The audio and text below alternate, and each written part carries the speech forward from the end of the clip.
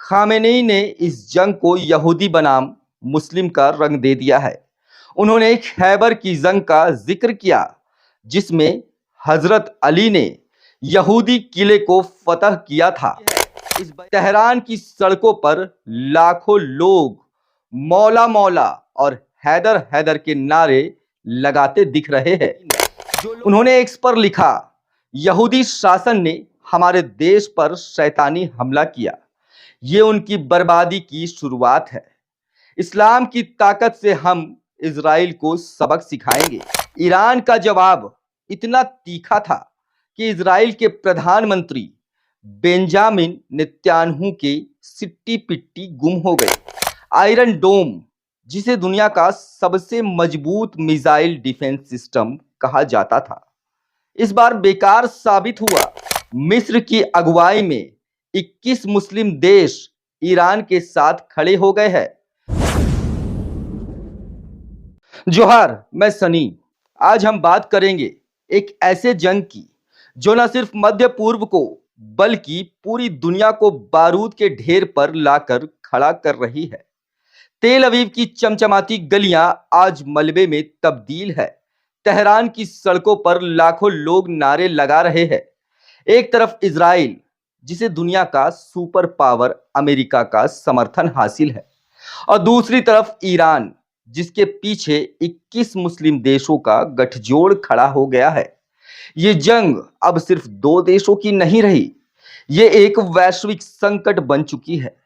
सवाल ये है कि क्या तेल अवीव की तबाही रुकेगी? क्या ईरान का गुस्सा ठंडा होगा, या फिर ये आग पूरी दुनिया को अपनी चपेट में ले लेगी? आइए इस जंग की तह तक जाते हैं।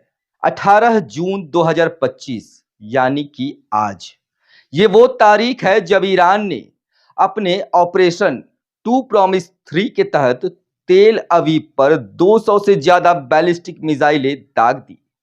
हाइफा, यरूशलेम, बेयरशेवा तक धमाकों की गूंज सुनाई दी।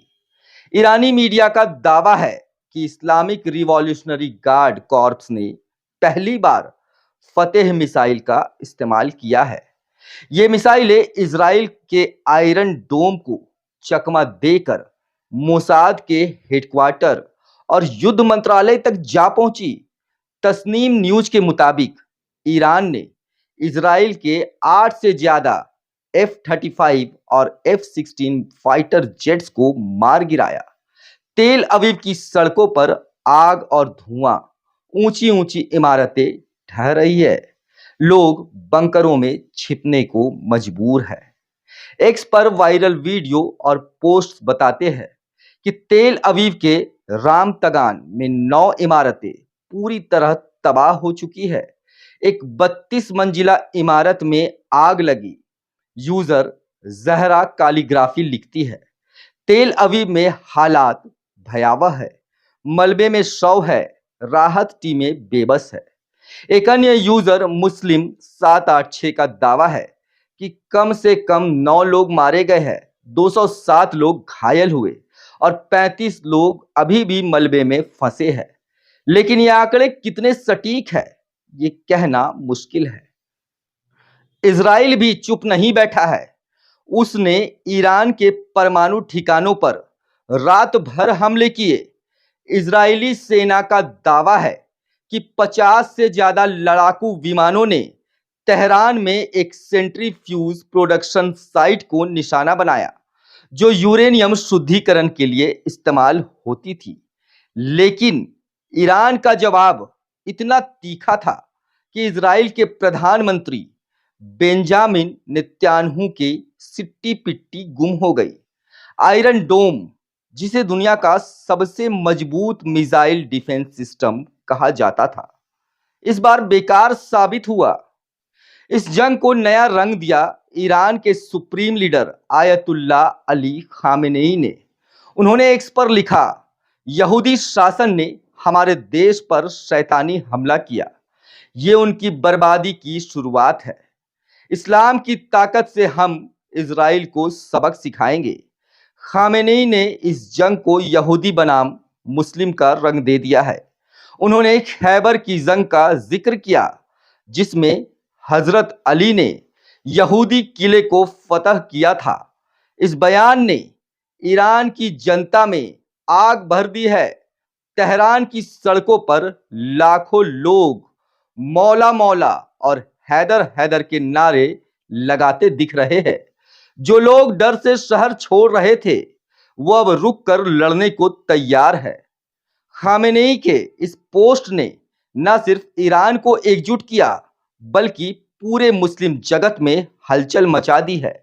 मिस्र की अगुवाई में 21 मुस्लिम देश ईरान के साथ खड़े हो गए हैं।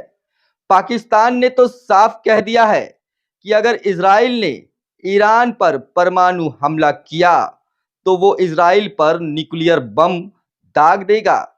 तुर्की के राष्ट्रपति रेचेप तैयब अर्दोगान ने इजराइल को आग भड़काने वाला करार दिया। सऊदी अरब ने भी संयुक्त राष्ट्र से जंग रोकने की अपील की, लेकिन संयुक्त अरब अमीरात ने तटस्थ रुख अपनाते हुए तुरंत युद्ध विराम की मांग की है। अब बात उस शख्स की जो इस जंग में सबसे ज्यादा उलझा हुआ है, डोनाल्ड ट्रंप। ट्रंप ने G7 समिट को बीच में छोड़कर व्हाइट हाउस में हाई लेवल मीटिंग बुलाई। अमेरिका ने फारस की खाड़ी और लाल सागर में अपने फाइटर जेट्स और नौसैनिक बेड़े तैनात कर दिए। यूएसएस थियोडोर रूजवेल्ट और यूएसएस इब्राहिम लिंकन जैसे एयरक्राफ्ट कैरियर्स भेजे गए।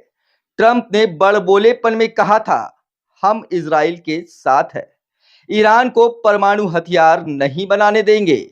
लेकिन जब ईरान की मिसाइलें तेल अवीव में अमेरिकी दूतावास पर गिरी तो ट्रंप बैकफुट पर आ गए। 2018 में ट्रंप ने ईरान के साथ परमाणु डील तोड़ दी थी। तब उन्होंने कहा था कि यह डील अमेरिका के हित में नहीं है। लेकिन आज जब ईरान ने तेल अवीव को हिलाकर रख दिया तो ट्रंप का सारा दमखम सुस्त पड़ गया है। वॉल स्ट्रीट जर्नल की एक रिपोर्ट के मुताबिक ट्रंप अब उम्मीदें लगाए बैठे हैं कि सैन्य कार्रवाई की धमकी से ईरान बातचीत की मेज पर आ जाएगा। लेकिन ईरान ने साफ कर दिया है, अब कोई रहम नहीं, सिर्फ और सिर्फ बदला।